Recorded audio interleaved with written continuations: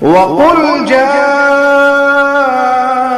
الْحَقُّ وَزَهَقَ الْبَاطِلُ إِنَّ الْبَاطِلَ كَانَ زَهُوقًا. الحمد للہ وکفى وسلام علی عباده الذین اصطفى اما بعد. اللہم الہمنی رشدی واعذنی من شر نفسی. سامعین، 4 فروری 2023 کو بخاری شریف کے درس کے دوران دارالعلوم دیوبند کے محتمم حضرت مولانا مفتی ابوالقاسم نعمانی صاحب نے جماعتی بھائیوں کے ایک حصے کے امیر المؤمنین فی العالم علامہ سعد کاندھلوی کے ایک بیان کا مضبوط، ناقابل شکست اور معقول رد فرمایا، جو سوشل میڈیا پر کافی عام ہوا اور لوگوں نے خوب بحثیں کی۔ بعد میں علامہ کے ایک وکیل صفائی نے مفتی صاحب کو ہی کٹہرے میں کھڑا کر دیا اور ایک تحریر سوشل میڈیا کے حوالے کر دی۔ آج کی مجلس میں اسی تحریر پر گفتگو ہوگی۔ اس تحریر کو پیش کیے جانے سے پہلے کچھ ضروری باتیں عرض ہیں تاکہ پوری بحث اچھی طرح سامنے آ جائے۔ سامعین، نومبر 2022 کے بھوپال اجتماع میں علامہ سعد کاندھلوی نے 2 گھنٹے کا بیان دیا تھا۔ وہ پورا بیان محل نظر ہے، اس کا ایک ٹکڑا یہ بیان بھی تھا۔ میں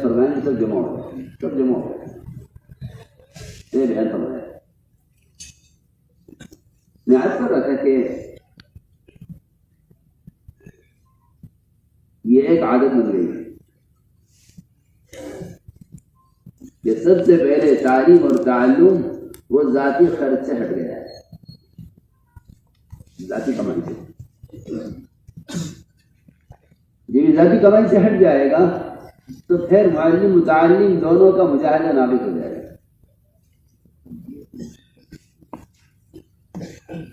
اس لیے صحابہ کرام کا معمول یہ تھا کہ وہ جنت سے اکڑیاں کاٹتے تھے، ان کے لیے گھر بناتے، انہیں چولہے میں جانے کے قابل چھوٹے چھوٹے ٹکڑے بناتے، ان کو لا کے شہر میں بیچتے، ان سے جو آمدنی ہوتی اس آمدنی سے بکری خرید کر ازواج مطہرات کے 11 گھروں میں تازہ گوشت پہنچایا کرتے تھے۔ یہ طلبہ کا کام ہے۔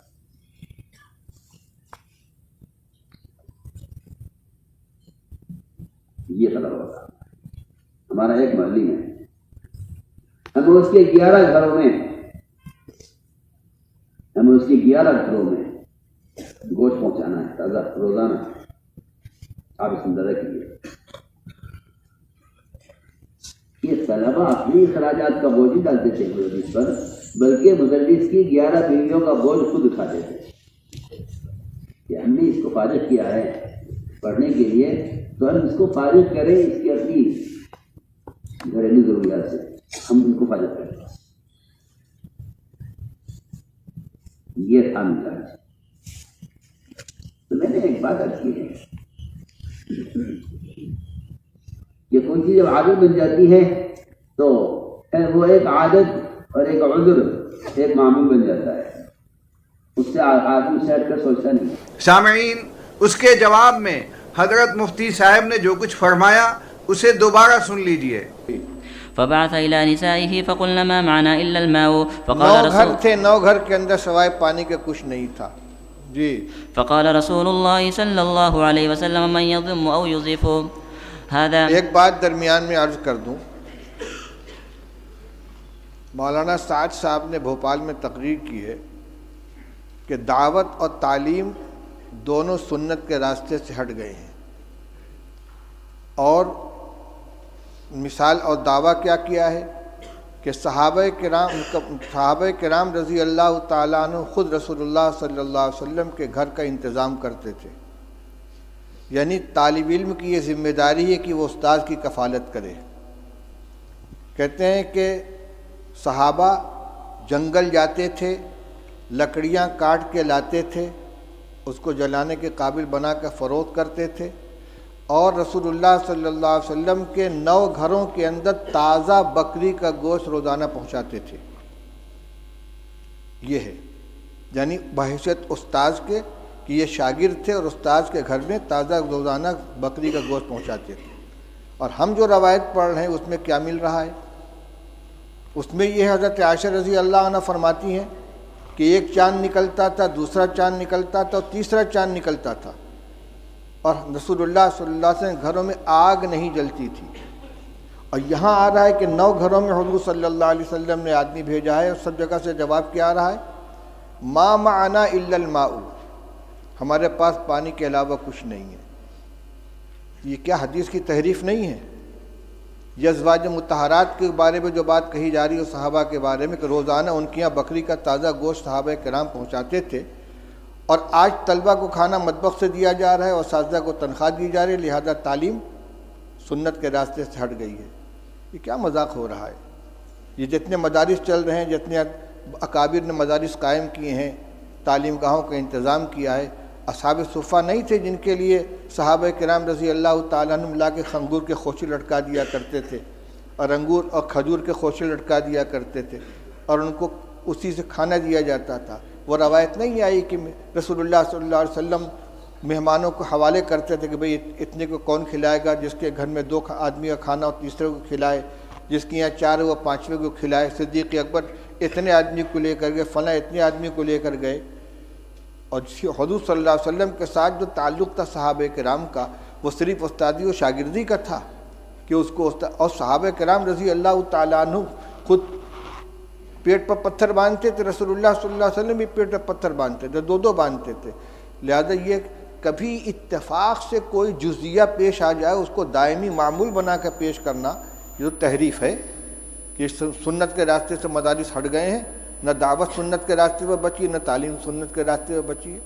کس قدر خطرناک چیز کا مطلب یہ کہ عوام کو یہ سمجھا دو کہ مدرسے جو ہے سنت کے خلاف چلے جا رہے ہیں، لہذا عوام کا رشتہ مدارس سے بھی کٹ جائے اور علماء سے بھی کٹ جائے۔ یہ انتہائی خطرناک رجحان ہے، جو اس کا مطلب یہ کہ سب کو باطل تنظیموں کے حوالے کر دیا جائے، ان کو نہ مدرسوں سے تعلق رہے گا عوام کا، نہ علماء سے تعلق رہے گا، پھر بھیڑیا آئے گا اچک کے لے جائے گا ان کو۔ اس پہ مجھے یہ یاد آیا کہ صحابہ حضور صلی اللہ علیہ وسلم نے ایک مہمان کے لیے گھروں کے اندر کہلوایا ہے، تو سب جگہ سے یہی شکایت آ رہی ہے۔ حضرت انس رضی اللہ تعالیٰ عنہ کی روایت پڑھ چکے ہو کہ بدبودار جس میں مہک پیدا ہو گئی تھی، ایسی چربی لے کر حضور کی خدمت میں پہنچے ہدیہ کے طور پر، اور کہتے ہیں کہ رسول اللہ صلی اللہ علیہ وسلم کی 9 ازواج مطہرات تھیں اور کسی گھر میں کھانے کو نہیں رہتا تھا۔ آپ نے وفات کے وقت 30 سا جو یہودی سے ادھار لیا ہے، اپنی ذرا اس کے پاس آپ نے رکھی ہے۔ کس زمانے میں یہ گوشت دیا جاتا تھا بھائی کہ وفات کے وقت حضرت عائشہ رضی اللہ حضرت رسول کریم صلی اللہ علیہ وسلم مقروض تھے یہودی کے، اور غلہ تھا۔ حضرت عائشہ رضی اللہ عنہ کی روایت پڑھ چکے ہو کہ آدھا وسق جو تھا میرے پاس، رف پہ رکھا ہوا تھا، اس میں سے میں کھایا کرتی تھی، ایک دفعہ تول دیا تو سب ختم ہو گیا۔ یہ جو کو کھایا جا رہا ہے پکا پکا کے، اور یہ تازہ گوشت روزانہ پہنچا رہے ہیں۔ افسوس ہوتا ہے اس طرح کی حرکتوں کے اوپر۔ سامعین، ہونا تو یہ چاہیے تھا کہ جماعتی بھائی مفتی صاحب کے ان قیمتی ملفوظات کو تحفہ سمجھ کر قبول کر لیتے اور ان کا احسان مانتے، مگر الٹے ان کے خلاف محاذ بنائے جانے لگا۔ ایک صاحب نے احمقانہ پن کی تمام حدوں کو پار کرتے ہوئے یہاں تک کہہ دیا کہ یہ سب اس لیے ہو رہا ہے کیونکہ دارالعلوم دیوبند اور مدارس کی دکانیں بند ہو رہی ہیں۔ ذرا ان کی بڑھ بھی سن لیجئے۔ السلام علیکم ورحمۃ اللہ وبرکاتہ۔ سکندر اعظم خاص میں دامت برکاتہم دارالعلوم دیوبند کے خاص اور خاص الخاص عالم دین۔ جی سکندر بھائی، اصل میں ہے نہیں، یہ سب چیزیں ہیں نہیں، آپ کے سمجھ کے باہر ہیں، آپ سمجھ نہیں سکتے یہ چیزیں کہ ہاں کہا کچھ گیا اور سنا کچھ گیا، لکھا کچھ گیا، یہ سب جھوٹ اور فیک اور سازش ہے۔ ایک سازش معلوم ہے نہیں، سازش سے رچ رہے ہیں، سازش۔ یہ چیزیں بہت پہلے سے تھی لیکن اب کئی کو آ رہی ہیں کیونکہ چیزیں ہیں نا اب مولانا جو ہے سب کا پردہ فاش کر دیے تھے، سب کی دکان بند ہوئی۔ اصل میں دارالعلوم دیوبند کی دکان بند ہوئی، اور شورا والوں کی دکان بند ہوئی، خانقاہ والوں کی دکان بند ہوئی، سب کی دکان بند ہوئی، تو روزی روٹی بند ہونے کی وجہ سے یہ سب مسئلے اٹھ رہے ہیں۔ اللہ خیر کرے، اللہ حق پہ چلائے۔ سامعین، یہ صاحب تو خیر جاہل معلوم ہو رہے تھے، مگر ایک پڑھے لکھے صاحب تو مفتی صاحب کے مقابلے پر ہی آ گئے اور ایک مضمون قلم بند کر ڈالا۔ پہلے وہ مضمون سن لیجئے، اس کے بعد میرا تبصرہ۔ بسم اللہ الرحمن الرحیم۔ مکرم و محترم جناب مفتی صاحب دام مجدہ، آپ نے آڈیو ریکارڈ کے ذریعے مولانا سعد صاحب دامت برکاتہم کے ایک بیان پر رد عمل کے سلسلے میں معلوم کیا تھا۔ اس سلسلے میں چند باتیں پیش خدمت ہیں۔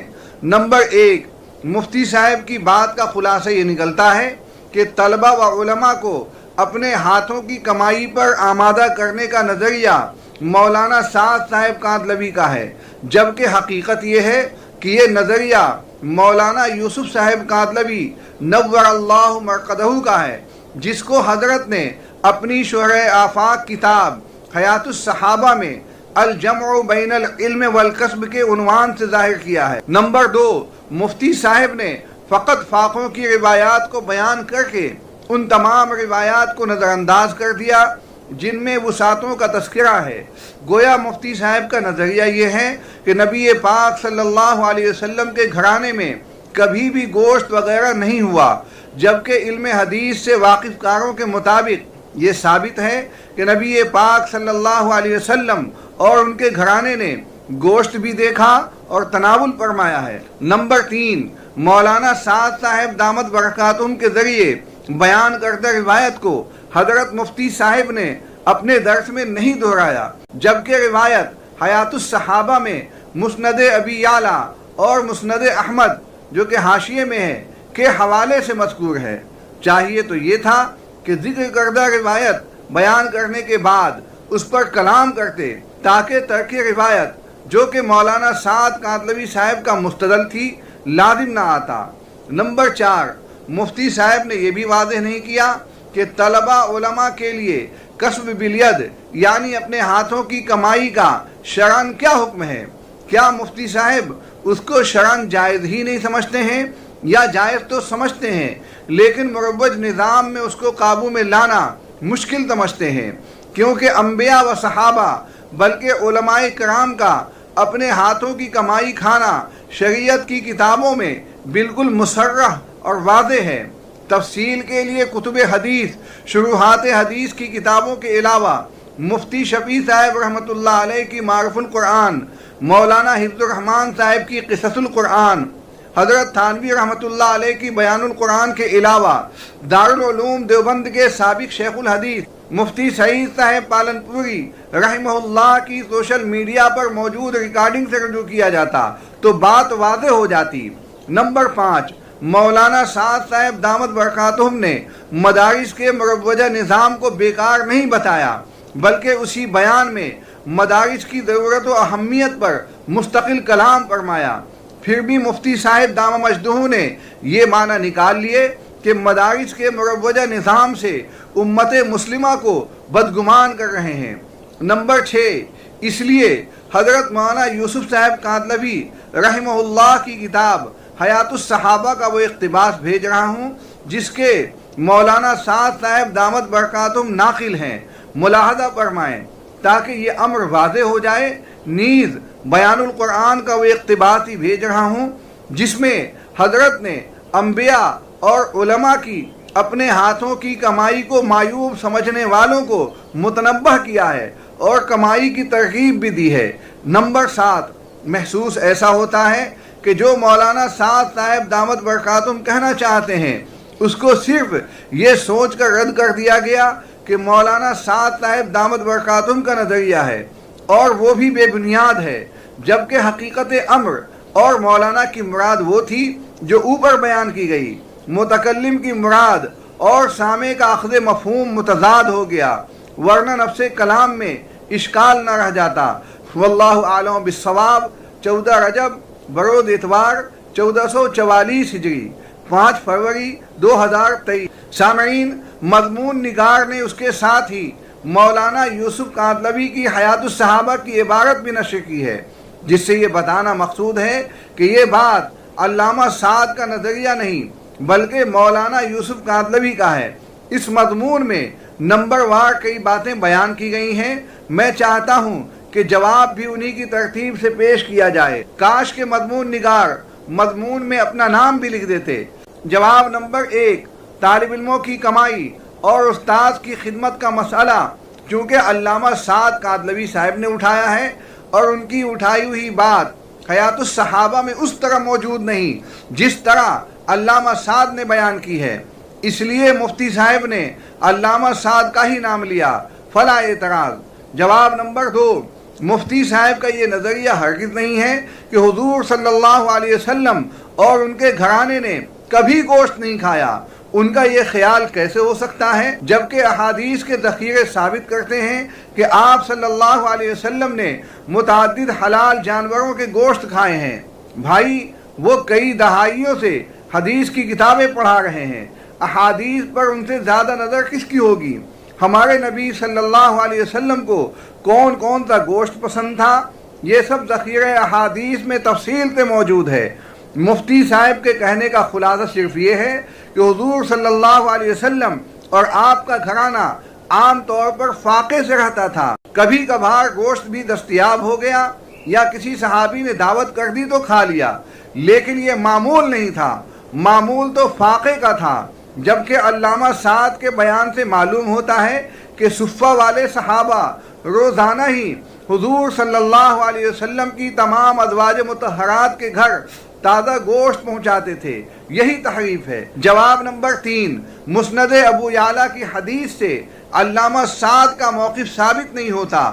اگر لفظ کانو سے موقف ثابت کریں گے اور کہیں گے کہ فعل مضارع پر کانا کا استعمال دوام اور استمرار کا ہی معنی دیتا ہے تو یہ طرز استدلال غیر مقلدین کا تو ہو سکتا ہے، مقلدین کا نہیں. ایک دو بار پیش آنے والے واقعے کو بھی صحابہ کانا اور اس کے اخوات سے تعبیر کر دیتے تھے. جیسے یہ حدیث دیکھیے، کان رسول اللہ صلی اللہ علیہ وسلم یصلی وهو حامل امامۃ بنت زینب فاذا سجد وضعها واذا قام حملها. صحیح بخاری حدیث نمبر 516. یعنی نبی پاک صلی اللہ علیہ وسلم نماز میں امامہ بنت زینب کو اٹھائے ہوئے تھے. جب سجدہ کرتے تو اسے اتار دیتے، جب کھڑے ہوتے تو اٹھا لیتے. تو اس میں بچی کو اٹھانا ایک اتفاقی واقعہ ہے، نہ کہ نماز کے احکام کا کوئی معاملہ. پتہ یہ چلا کہ فعل مضارع پر کانا کا دخول استمرار اور دوام کے لیے لازم نہیں ہے. جواب نمبر 4، طلبہ کے لیے کمانا جائز ہے. کون ہے جو حلال کو حرام کہہ دے؟ بات یہ ہے کہ طلب علم یکسوئی چاہتی ہے، اسی لیے مدارس میں مطبخ کا نظام بھی رکھا گیا ہے تاکہ طلبہ اپنی پوری توجہ پڑھائی لکھائی پر کر سکیں. اگر طلبہ پڑھیں بھی اور کمائیں بھی تو کتابوں پر نظر کم اور مال پر توجہ زیادہ رہے گی اور علمی سفر سہل سے سنگ اور سنگ سے سنگلاخ ہو جائے گا. جواب نمبر 5، علامہ سعد نے مدارس کے مروج نظام کو سنت کے خلاف کہا ہے. اور کیا کیا کہا ہے آپ بھی سنیے. میرے دوستو یہ تھا مثال، یہ نہیں کہ ترتیب لگو دوسرے کی. اس لیے میری آپ سے درخواست ہے کہ ہم مدارس میں تیار اس لیے ہو رہے ہیں تاکہ ان ڈاکٹروں کی طرح محلہ میں کلینک کھولیں. میں سب سال تو عرض کیا کرتا ہوں کہ اگر ہر عالم معلم ہو جائے تو دنیا سے جہالت ختم ہو جائے، مگر مصیبت یہ ہے اور افسوس کی بات یہ ہے کہ ہر عالم معلم نہیں ہے. ہر عالم معلم اللہ تعالیٰ نے ہر ایک کو معلم بنایا تھا. بلے وہ آنے والا آیا، ایک عالم میں آتی ہے ہمارے دن اس کو پہنچانا ہے. جو پڑھاتے ہیں وہ سمجھتے ہیں کہ صرف پڑھنے والے کو پڑھانا ہمارا کام ہے. میں ساتھیوں آپ سے کہتا ہوں شکایت نہ ہو کسی کو، صرف پڑھنے والوں کو پڑھانا خلاف سنت ہے.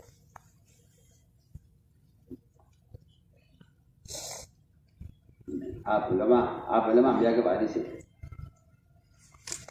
وراثت منتقل ہوتی ہے، پوری منتقل ہوتی ہے. صرف پڑھنے والوں کو پڑھانا یہ سنت نہیں ہے. میری بات توجہ چاہیے. میں کہتا ہوں ٹھیک ہے آپ مدرسے میں 2 سبق پڑھائیں، مجھے پڑھانے سے انکار نہیں ہے، مگر آپ مدرسے میں 2 سبق پڑھائیں کہ میں 2 سبق پڑھاؤں گا، 2 سبق پڑھاؤں گا اور باقی وقت میں اپنے وقت کو باقی 2 وقت کو 2 حصوں میں تقسیم کروں گا، ایک مسجد میں آنے والوں کو مسائل سکھلانے کی میں، اور دوسرے کسی تجارت یا کسی دھندے سے، جو میں نے آپ کو شروع میں بات کی۔ میرا بہت دل چاہتا ہے، دل سے چاہتا ہوں اللہ کرے یہ نظام دنیا میں قائم ہو جائے کہ طلبہ فیس دے کر پڑھیں اور اساتذہ اپنے کسی تجارت کا یا کسی شراکت کے ذریعے سے کوئی انتظام کر کے مسجدوں میں آنے والوں کو مسائل سکھلائے۔ میرا دل چاہتا ہے، اور یہ تو مشکل نہیں ہے۔ ہمارے کام کا اصل مقصد یہی ہے کہ تمام دین کے شعبوں کو واپس لے جایا جائے سنت کے نظام کی طرف۔ یہ ہماری دعوت کا بنیادی مقصد ہے۔ ہم مسجدوں کو گشتوں کی طرف لے جا رہے ہیں، ایمان کے حلقوں کی طرف لے جا رہے ہیں۔ ہمارا دل چاہتا ہے کہ نظام تعلیم بھی پلٹ کر سنت کی طرف آئے۔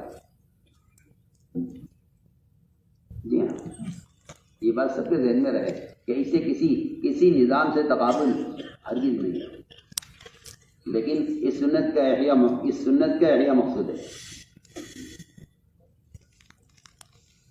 کیونکہ تعلیم، دعوت اور کسب، ان تینوں چیزوں کو جمع کرنا یہ علماء کی ذمہ داری ہے۔ تعلیم، دعوت اور کسب، یہ 3 کام جمع کیے جائیں۔ یہ 3 کام جو جمع ہو سکتے ہیں۔ سامعین، مضمون نگار اب بتائیں کہ کیا مفتی صاحب کا اخذ کیا ہوا نتیجہ درست ہے یا نہیں؟ جواب نمبر 6، میں نے پہلے بھی کہا ہے کہ حیات الصحابہ والی حدیث سے علامہ سعد کاندلوی کا نظریہ ثابت نہیں ہوتا۔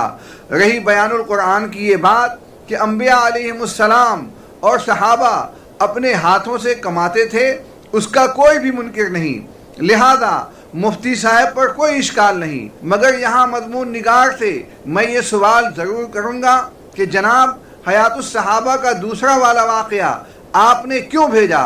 وہ تو آپ کے موقف کا کسی بھی طرح معید نہیں، کیونکہ اس میں تو دھوکے بازوں کا تذکرہ ہے جنہوں نے معلم صحابہ کو شہید کر دیا تھا۔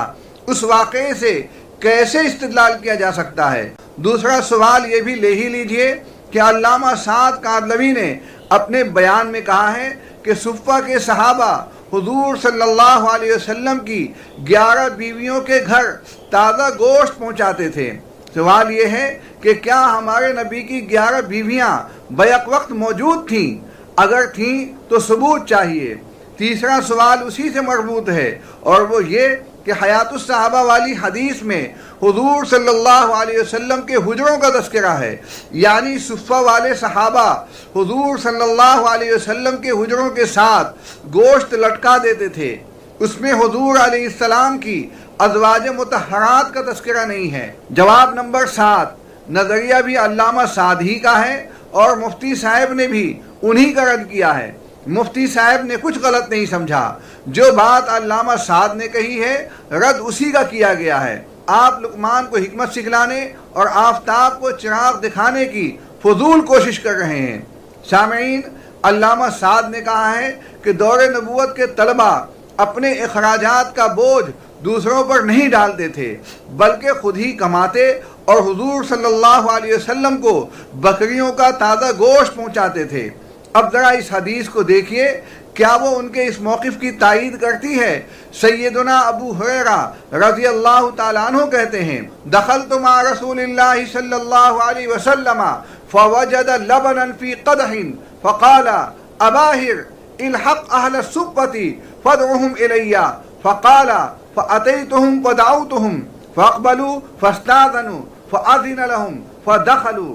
یہ حدیث بخاری شریف میں ہے، حدیث نمبر ہے 6246۔ سامعین، اس سے بھی زیادہ واضح حدیث ملاحظہ فرمائیں، اس میں تو اس سے بھی زیادہ باتیں موجود ہیں۔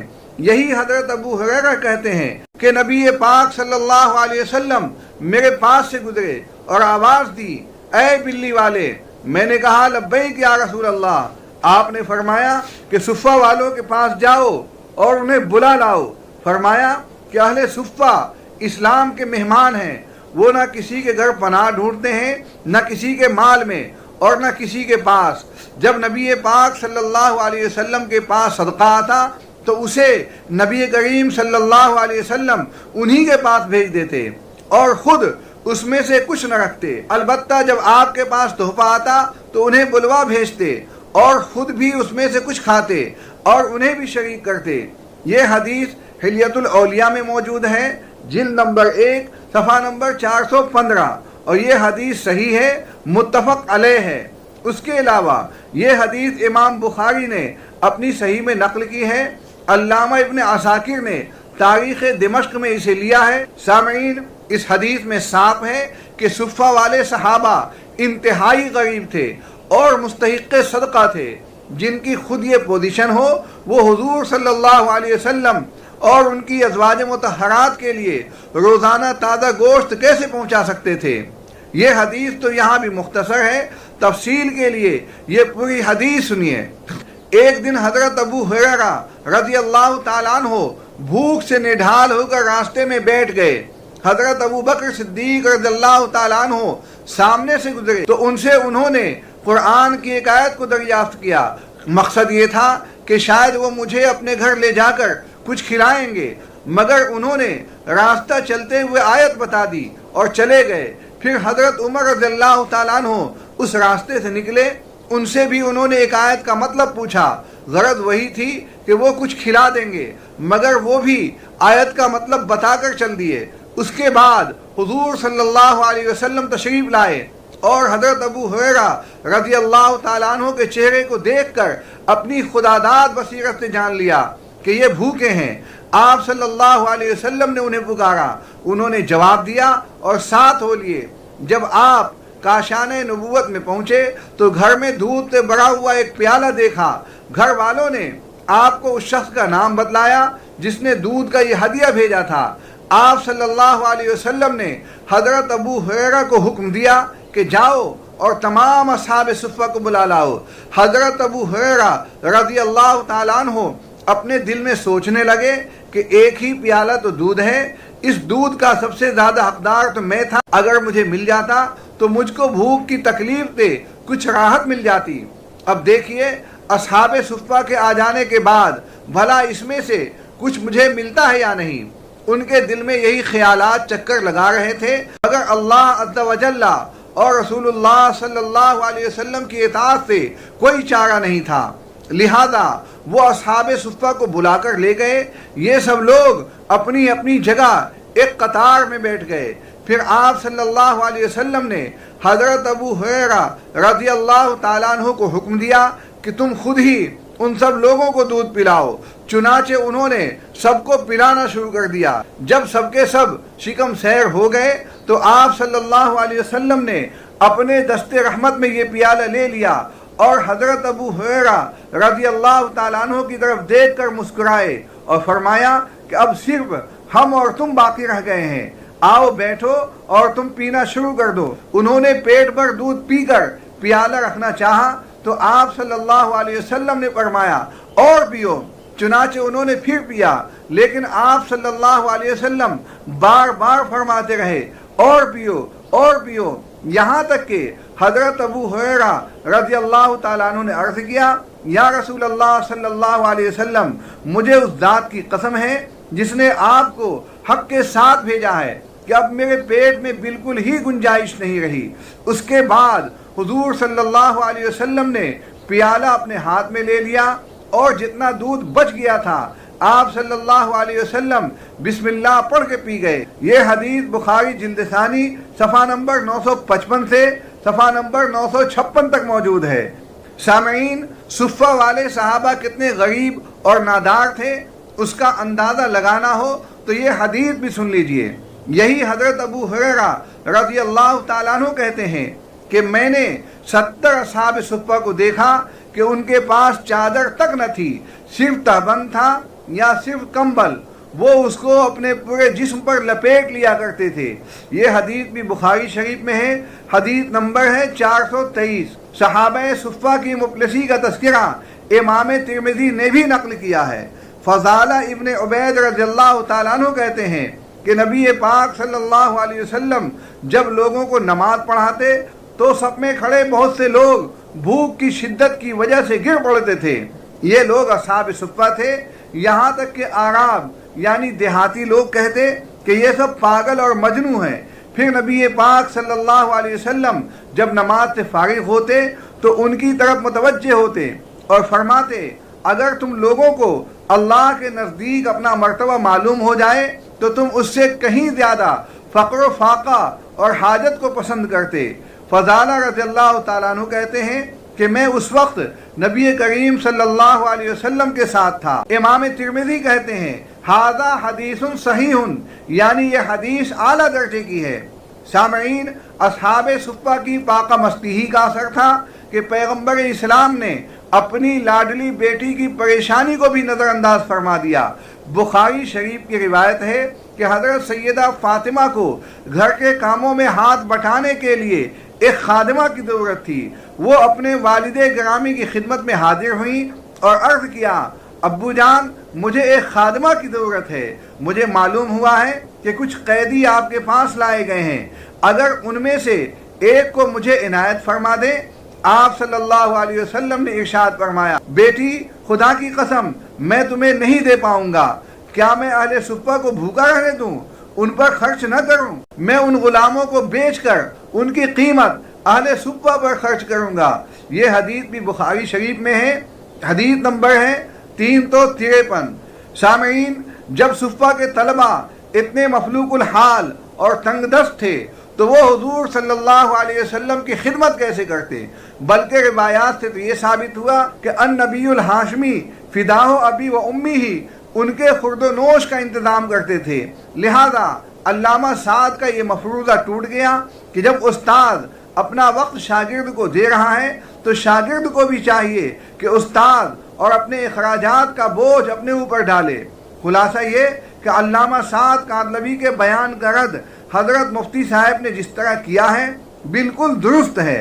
علامہ کا بیان سراسر تحریف ہے اور مفتی صاحب کے رد میں لکھنے والے نے محض دل کا بخار نکالا ہے، اس میں نہ علمیت ہے نہ کوئی جان نہ کوئی دلیل، پورا مضمون پھسپھسا اور مکڑی کے جالے کی طرح بے حیثیت ہے۔ اللہ سے دعا ہے کہ امت کو غلو فی الدین اور شذوذ پسندی سے بچائے اور جمہور کے طریق کو اپنانے کی توفیق بخشے۔ وآخر دعوانا ان الحمد للہ رب العالمین۔